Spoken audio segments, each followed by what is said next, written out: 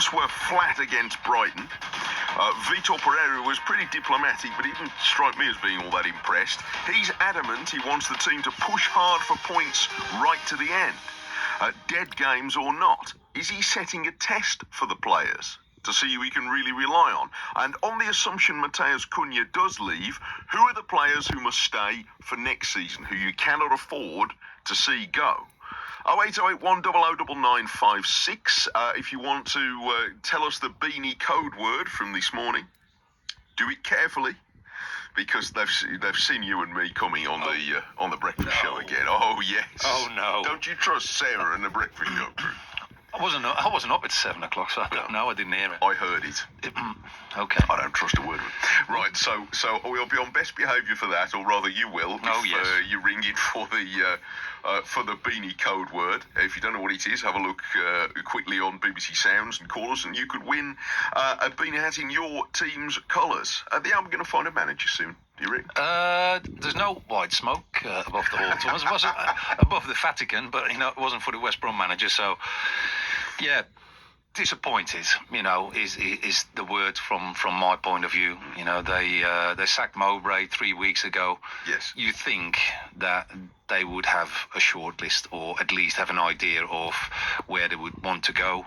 Then when the season finishes, you would think that the new manager or head coach would want to come in as soon as possible, to see which players he wants to keep, which players he wants to bring in. But as we know, football has changed dramatically in that way. Head coaches probably work with the players that they get at their disposal, with the squad, and the recruitment gets done by someone else. But there's no time to waste. No, but I always find that, you then got to appoint someone within the strategy or the philosophy that you have as a club, because otherwise there's no point. Right. You know what I mean? So the sooner the better, because, the sooner they can get to work and start on, making a push for a squad that can hopefully then push for promotion. That would be great. Yeah, because remember they caught in mid-season. They got caught trying to get a fella in, then he didn't want to come, or it all went a bit awry before they ended up with Tony. So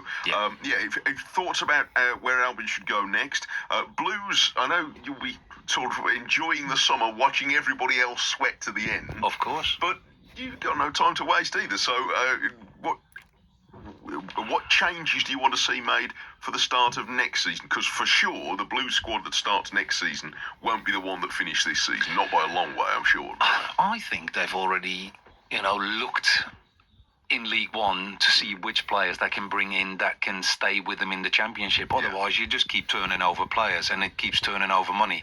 It's not a given right that next year they're going to run away with the Championship. No.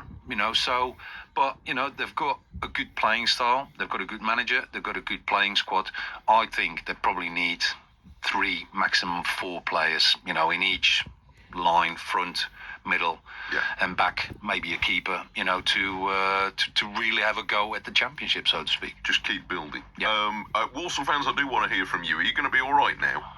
Is your faith restored after yesterday? Because they did do well yesterday. Yes. Because they could have easily folded up in the circumstances. I've got to be honest. I thought after Bradford scored that last-minute winner, psychologically, you're winning, and finally you think, we're going to get promotion to League One. For them then to score, psychologically, that must have broken a lot of players in that dressing room. So I was fearing the worst. But no, yesterday I thought they did a fantastically professional job. I was surprised to hear that they're the 3 lowest in League Two for possession. So you can see, how they play and where they come from. And it's a method. It's a method. It is. Nuno's had it going well for most of the season at Forest. Ranieri, when he was at Leicester, you know what I mean, play on the counter-attack. And I thought yesterday, there wasn't a spectacular game from their point of view, but they were effective, and they took their chances when they came. I didn't think Chesterfield put that much up against it, ultimately. So I think it will breathe a new life, into Walsall going into the game. I think it's on Friday, isn't it? It is. Yeah, it's going to be a long week, Walsall fans, isn't it?